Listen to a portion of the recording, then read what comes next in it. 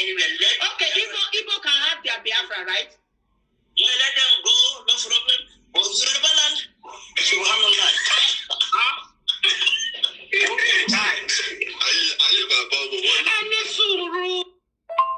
To anchor Federal Republic of Nigeria because it's our property. You know, we have to manage it because it was handed over to Dr. Hobbs. Please, it cannot go anywhere. Aspiration is out of it. Please, we don't want problem. We don't want problem. Hand over the job to you. When Say Baba was doing it, Say Baba did something. Your politicians, they are not being truthful. Say they are your problem. Face your problem. One Nigeria is beautiful. Individual, not beautiful. It's beautiful. It's a good journey. You know? We have to manage it because it was handed over to Dr. Hobbs. Please, it cannot now to continue to anchor Federal Republic of Nigeria because it's our property. You know? We have to manage it because it was handed over to Dr. Hobbs. Please, it cannot go anywhere. Aspiration is out of it. Please, we don't want problem. We don't want problem. Hand over the job to you. When Say Baba was doing it, Say Baba did something very, very wonderful. They changed the money. They changed the money. But some people want to go and hide their money. They changed the money because of corruption. But some people, they give them palliatives. Palliatives, Yoruba people, everywhere. You store your palliative, your politician. You want to hide palliatives. We were giving palliative in the northern part of Nigeria. Yes or no? Alaja, did you see the video? No. We gave a palliative like this seriously. Northern part. No, because the last. Mokiwa gbogbo ibikíbi tẹ́ bá wà tẹ́ tí ń gbọ́ mi àbí tẹ́ tí ń wò mí orúkọ tèmi ò yí padà rárá Yèyé Dára kó ni mò ń jẹ́ fún show tí a ṣe ní ọjọ́ Sunday àwọn nǹkan ṣẹlẹ̀ ní orí show yẹn tí ọ̀pọ̀lọpọ̀ tí wọ́n béèrè fún pé wọ́n wo program yẹn wọ́n fẹ́ gbọ́ àárín ibi tí mo pè ní Mr. Kaduna because ó ní Kaduna base ní òun so láti àárín ibi tó ti sọ àwọn mind wọn síta kí ìwọ àtèmi ká lè mọ ibi tí iṣẹ́ sì wà torí èmi máa ń tẹnu mọ́ wípé iṣẹ́ pọ̀ ńlẹ̀ ṣùgbọ́n àwọn èèyàn mọ́jú kúrò ńbẹ̀ ṣùgbọ́n àwọn ọ̀rọ̀ kan jáde lẹ́nu àwọn àṣírí kan jáde tí ìwọ àtèmi ní láti gbọ́ tí gbogbo ọmọ ilẹ̀ Yorùbá lápapọ̀ tẹ́ ní láti gbọ́ tí irúwa ẹ bá ń sọ á dàbẹ́ ní pé àsọbàjẹ́ àbí àsọdùn la ṣe ń sọ àbí gẹ́gẹ́ bí wọ́n ṣe máa sọ pé Dára ó ètì ẹni yẹn ni òun ló ṣe sọ̀rọ̀ yẹn ó ti ní personal hatred èmi ò ní personal hatred for anybody but mo rò wípé nígbà tó ti wá ń jáde lẹ́nu wọn sìn lótìtọ́ ni ọ̀pọ̀lọpọ̀ dẹ̀ pé wọlé lọ́jọ́ náà wípé kí nìkan tí Mr. Kaduna yìí sọ tí wọn ò tí gbọ́ tẹ́lẹ̀ àbí tí a ti sọ yes òtítọ́ ni you can say that again and again but èmi á ṣe lálàyé fún ẹ wípé ìwọ àti èmi a jọ ń sọ yes or no plus or minus ó rí bẹ́ẹ̀ kò rí bẹ́ẹ̀ a jọ ń sọ à ń sọ a rí wípé ó rí bẹ́ẹ̀ à ń sọ every now and then ṣùgbọ́n tí ọ̀rọ̀ yẹn àwọn tá à ń sọ nípa àwọn tó bá wá ta bá wá rí láàrin wọn tí wọ́n wá bọ́ síta tó ń wá repeat the same thing tí ìwà àtẹ̀mí jọmọ̀ it is a confirmed something wípé yes actually I right kì í ṣe pé ká wá sọ wípé kí wá ní special thing tí ó sọ ń bẹ̀ kí nìkan tó sọ tá àti ìgbọ̀ Yorùbá ẹ máa rárá fi balẹ̀ ẹ jẹ́ kí gbogbo wa máa rí ara fi balẹ̀ ẹ jẹ́ ká máa tètè ká yára ká gbọ́rọ̀ kí a dẹ̀ lọ́ra láti fèsì ẹ jọ̀ọ́ nítorí Ọlọ́run mo bẹ̀ wá ni ilẹ̀ Yorùbá ò ní bàjẹ́ o ẹ jẹ́ kí àjọ máa gbọ́ màá tún wá bẹ̀rẹ̀ again láti ibi torí mo ṣe gbogbo àwọn kinní yẹn mo lọ wá ẹ mọ̀ pé ọ̀pọ̀lọpọ̀ ẹ̀ a sọ̀rọ̀ sáàrin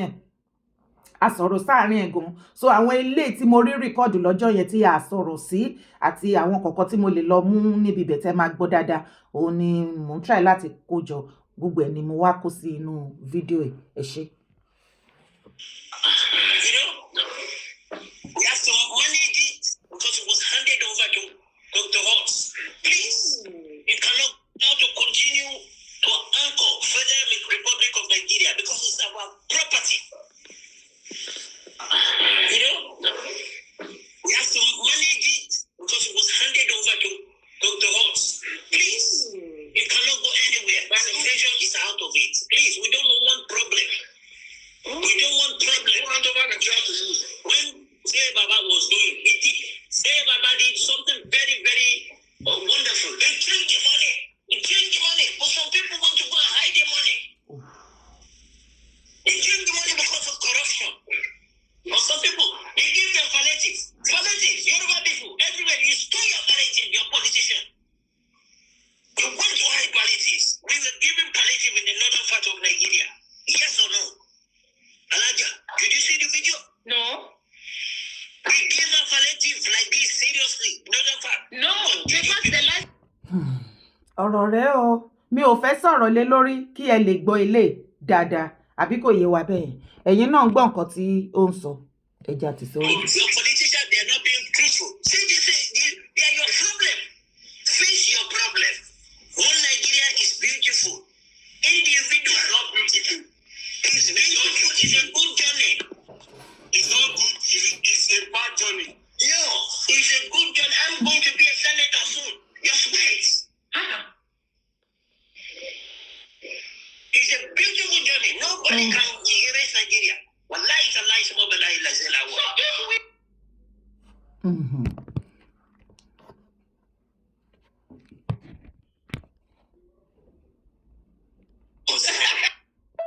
Things. You understand me? What happened? No. We understand your frustrations. You understand me? We understand your frustrations. Frustrated because of you? Things. You understand me? What happened? No. Wait. Everything we understand, you're concerned. But everything will be, is going to put on the table. We're going to dissect it. We're going to analyze it. We're going to deliberate on it. And we'll see. Way forward. Sorry. Ní àárín yẹn níbi tó ti sọ wípé everything we will put it on the round table, we will digest it, we will discuss it and all this thing. There was a particular question tí mo put to him wípé ǹjẹ́ ó ti gbọ́ nípa 1914 amalgamation tó force wa together forcefully. Ìgbà yẹn ó wá calm wípé yes, kò dáhùn pé yes o, ṣùgbọ́n òun ló wá fi reply pé yes, kì kò sọ pé yes, pé a máa jókòó round table. Wọ́n máa sọ̀rọ̀ yẹn ní tùbínùbí ni because àwọn náà mọ̀ wípé British kó tó mú wa together wọ́n ti kọ́ síbẹ̀ pé after 100 years ìwọ àtẹ̀mí àti free kò jẹ́ dandan ẹni ẹ̀yà tó bá wù nílẹ̀ Nàìjíríà tí ó bá fẹ́ be part of Nigeria mọ́ ó lè dá dúró wọ́n lè sọ wípé àwọn fẹ́ lọ and Nigeria government mọ̀ àwọn náà sì mọ̀ ṣé you understand òun ló ṣe ń sọ ọ̀rọ̀ yẹn. màá rí wáìn dẹ̀kẹ́ lè gbọ́ dáadáa láti ìbẹ̀rẹ̀ dé àárín ẹ̀. You understand me? What happened? No. Wait. Everything we understand, you're concerned. But everything will be, is going to put on the table. We're going to dissect it. We're going to analyze it. We're going to deliberate on it. And we'll see way forward. But if you know, he can do nothing. Nothing he cannot do. We'll take it back from him again after 4 years, hopefully. And who tell you we rely on sorry o ṣèbẹ́ gbọ́n bẹ́ẹ̀ yẹn ó ní President Bola Ahmed Tinubu kò lè ṣe náàdà fún àǹfààní ẹ̀yin ọmọ Yorùbá tẹ́ ẹ la etí kalẹ̀ tẹ́ ẹ lúgọ tẹ́ ẹ bẹ́lẹ́ngọ́ tẹ́ ẹ retí tẹ́ ẹ remú tipẹ́tipẹ́ mo ti máa ń sọ fún yín gbogbo ẹ̀yin àgbààgbà wa nílẹ̀ Yorùbá tẹ́ ẹ lẹ́ẹ̀ ti pé ọmọ yín tẹ́ ẹ ti sọ nǹkan tí ilẹ̀ Yorùbá ń fẹ́ tí bàbá Tinubu dẹ̀ ti jẹ́ yín ní o ṣùgbọ́n tán débẹ̀ tá a rí nǹkankan tá a rẹ́jẹ̀ tá a romira tá a gbọ́ nǹkankan tó o bá ń gbọ́ má wọrí ṣèbí ó ṣẹ̀fẹ́ pé 2 years ni ẹ fi sílẹ̀ jẹ́ kó lo 3 years ẹ fi sílẹ̀ jẹ́ kó lo 4 years ó kàn máa retí etí abóni tó fi máa parí 4 years àkọ́kọ́ kò sí nǹkankan ló ti ń fetí ara ẹ̀ gbọ́ pé Tinubu cannot do anything tó bá dẹ̀ ṣe anything fún àwa tí à ń pè fún regional àwa tí à ń pè fún restructuring àwa tí à ń pè fún Yorùbá nation tá a believe ẹ̀yin bàbá wa tẹ́ ẹ wá bá wa tẹ́ ẹ sọ fún wa wípé elédè wa ni ọmọ wa ni ọ̀rọ̀ wa yé wọn tó bá débẹ̀ wọ́n á jẹ́ kí ìdádúró wa ìrìnàjò yẹn kó rọrùn fún gbogbo ọmọ ilẹ̀ Yorùbá òun la ti ń gbọ́ yìí o àti fetí ara wa gbọ́n sìn wọ́n ní kò sí kankan tí Tinubu lè ṣe tó bá ṣe anything tó bá ìwà bí as a president immediately tó bá ti kúrò wọ́n máa ṣe kí ni wọ́n máa yí padà òun lè dè tí ọkùnrin yẹn sọ ẹ jẹ́ ká fi gbọ́ lẹ́kọ̀ọ́. You understand me? No, wait. Everything we understand, we're concerned, but everything will be is going to put on the table. We're going to dissect it. We're going to analyze it. We're going to deliberate on it, and we'll see way forward. But if Tinubu, he can do nothing. Nothing he cannot do. We'll take it back from him again after 4 years, hopefully. With the best of luck. And who tell you we rely on Tinubu? Oletike. Cannot easily buy land from them. That's why you're not going anywhere because you. Ṣé ẹ gbọ́ àárín yẹn? Only we cannot easily buy land from them. Àwọn wo ló ń rí fásì sí? Only they cannot easily buy land from them. Ẹ̀yin bàbá wa, ẹ̀yin ọba ilẹ̀ Yorùbá, ẹ̀yin baálẹ̀, ẹ̀yin àgbààgbà ilẹ̀ Yorùbá tí ẹ máa torí màálù tí àwọn pípù yìí fún yín àti owó ṣe ti rí plan wọn. Ṣé ti fetí ara yín gbọ́? Àti Ìgbò tó ń ra ilẹ̀ tó ń ra ilé, àtàwùsà àti Fúlàní tó ń ra ilẹ̀ tó ń ra ilé tẹ́ bẹ̀rẹ̀ sí ní mú gbogbo ẹ̀ tẹ́ ń lù ta pípípí. Ṣé ẹ ti rí máìdí wọn? Ṣé ti rí ìdí tí wọ́n ṣe ń ra ilẹ̀? Ṣé ti rí ìdí tí wọ́n ṣe ń ra property? Because wọ́n believe pé tọ́tẹ̀ ra bẹ̀ yẹn ó ti belong sí wọn. Ibo lẹ wá ń lọ? Wọ́n ní àwọn ọmọ Ìgbò lè máa lọ àwọn yọ̀ǹda Biafra kí Biafra máa lọ bọ̀ ẹ̀yin Yorùbá you are going nowhere. Kí nìdí? Ó ní nítorí àwọn ọmọ Ìgbò wọn kì í ta property wọn kì í ta ilẹ̀ wọn. Fetí ara ẹ̀ gbọ́ dáadáa. Any problem with anybody? You cannot easily buy land from them. That's why you're not going anywhere because you have our money. We have too many property here. Okay, if you said any problem with anybody, you cannot easily buy land from them. That's why you're not going anywhere because you have our money. We have. Ṣé ti gbọ́? Ó ní àwọn ò lè wo ra property lọ́wọ́ àwọn ọmọ Ìgbò easily wọ́n ń tà anybody ò bá fẹ́ wọn kò bímọ fún wọn kò kàn wọ́n. Ó ní ṣùgbọ́n Biafra lè máa lọ ṣùgbọ́n àwa Yorùbá kò síbi kankan tá à ń lọ. Ó ní because we have their money, we have their property. Wọ́n nígbà kẹ́ anybody lọ kílẹ̀ bí gbogbo ẹ̀yà míì bá fẹ́ lọ ní Nàìjíríà wọ́n lè máa lọ ṣùgbọ́n ẹ̀yin ọmọ Yorùbá o wọ́n ní ká ẹ lọ túnú you are going nowhere. Ohun tó ń sọ nìyẹn. Any problem with anybody? You cannot easily buy land from them. That's why you're not going anywhere because you have our money. We have too many property here. Okay, if you said your politicians, they're not being truthful. See, they are your problem. Face your problem. One Nigeria is beautiful. Individual is not beautiful. It's beautiful. It's a good journey. It's not good. It's a bad journey. No, it's a good journey. I'm going to be a senator soon. Just wait. It's a beautiful journey. Nobody can erase Nigeria. Wallahi it's a lie. So if we you go back to Nigeria to you. I want to talk the lead well. They handed it over peacefully. They handed over Nigeria. Please don't say that. Please. Sorry. You have to apologize. This is not matter of okay. We are in trouble. Like trouble. It's very deep one. Imagine this small boy. In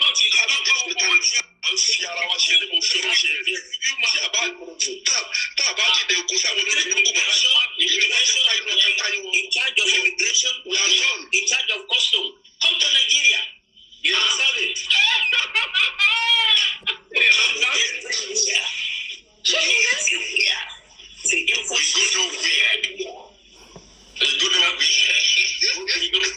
No problem. We shall see.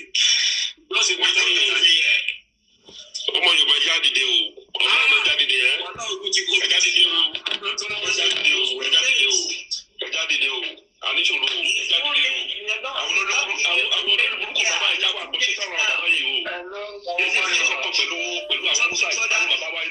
Is it my fault to live together? Let us ask a question. Is it my fault to live together? Hello, Agbaagba. Lọ́dún Tinubu rẹ̀ ló ṣe Nàìjíríà president. Mo lọ́kọ̀ wà bẹ̀rẹ̀. Ṣé ẹni fẹ́ tí ń bọ́ báyìí?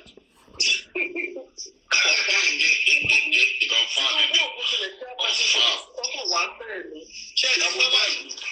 Mọ́ ìdẹ́sọ̀rọ̀ kan lẹ́ẹ̀kan tẹ́ ẹ bá gbọ́. Wọ́n ti rí pé wàhálà ń bọ̀ ni wọ́n ṣe pé fún Tinubu.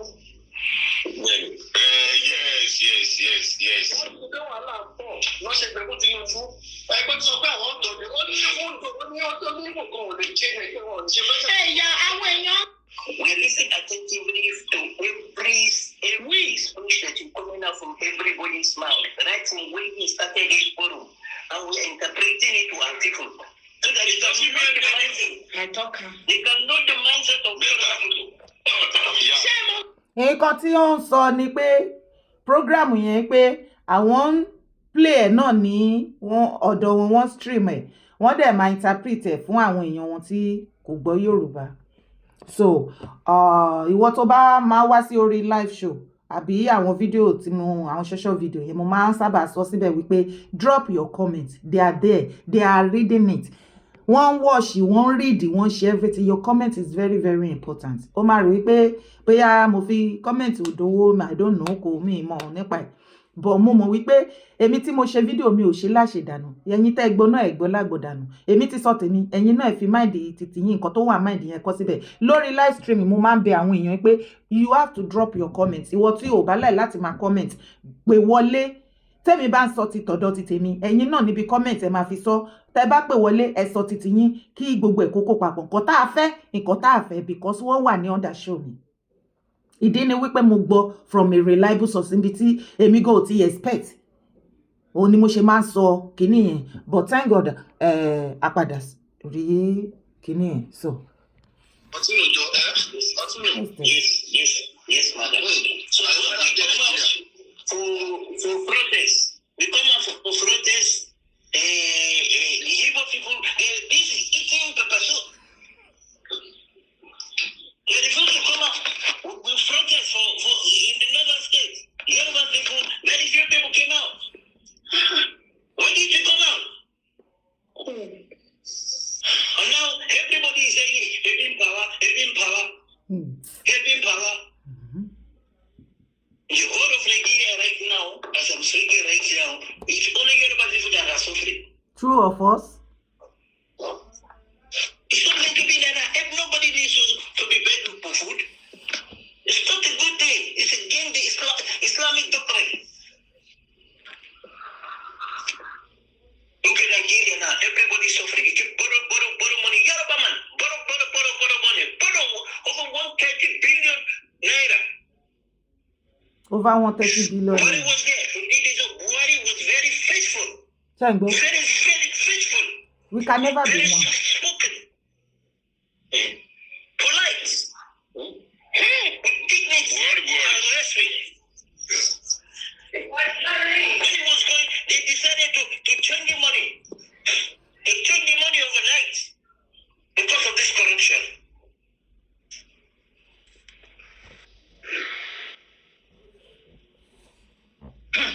Change the money overnight. You need to almost come together. You understand me? As one. You see, it's not still we are not any problem with anybody. You cannot easily buy land from them. That's why you are not going anywhere because you have our money. We have too many fraud parties here. Okay, if you say Obalende, listen, Obalende is out of Lagos, it's gone. Agege is gone. Half of Ojo gone. Are you joking? No. Ṣé tí ń gbọ́? Kò sí wàhálà. Mi ì fẹ́ sọ̀rọ̀ much. Kí ni ẹ̀yin náà rí sí? Kí lẹ fẹ́ sọ sí? Má gbàgbé láti mú fídíò yìí. Bá mi share kó dọ́dọ̀ gbogbo àwọn àgbààgbà ilẹ̀ Yorùbá. Gbogbo ọba aládé baálẹ̀ ìjòyè abèjìgbàlẹ̀kẹ̀ lọ́rùn. Gbogbo ìyálọ́jà ìyálóde ìyálájé gbogbo wọn pátápátá ìyá lọ́jà gbogbo wọn ni kó bá mi mú ètò yìí kó bá mi pín dọ́dọ̀ wọn pátápátá bá mi pín fún dádì mi nínú ilé bá mi pín fún mọ́mì mi jẹ́ kí wọ́n fetí ara wọn gbọ́ wípé property wa tá ń tà nílẹ̀ Yorùbá wàhálà ti ṣẹlẹ̀ máa yìí ń jẹ́ kó yé ìwọ àti èmi wípé ní ilẹ̀ Yorùbá ń bẹ o Ogun State wọ́n ti rà Ọ̀ṣun State wọ́n ti lọ Lagos wọ́n ti ra half of Lagos Ekiti wọ́n ti ra half and still counting bẹ́ẹ̀ so tàbá yìí ń fojú wo ìwọ àti èmi jọ ń fojú wo pé ilẹ̀ Yorùbá ni ó belong to ìwọ àti èmi àwọn tó fẹ́ ni wọ́n máa tó wá gbà o Ìgbò àmútiẹ̀ Haúsá Fúlàní àmútiẹ̀ kí ló wá kù mo ti máa ń tẹnu mo tipẹ́tipẹ́ pé Ọlọ́run má jẹ́ kán fi wá ṣe èmì fi sí ìran Yorùbá kò dẹ̀ tí léètì o láti tètè defend ilẹ̀ wa o àìjẹ́ bẹ́ẹ̀ àmọ́bi tó ní kálukú máa jámọ́ má gbàgbé láti share fídíò yìí má gbàgbé láti bá mi subscribe sórí YouTube channel support my brand your comment is very important má gbàgbé láti bá mi like thumb up ire o.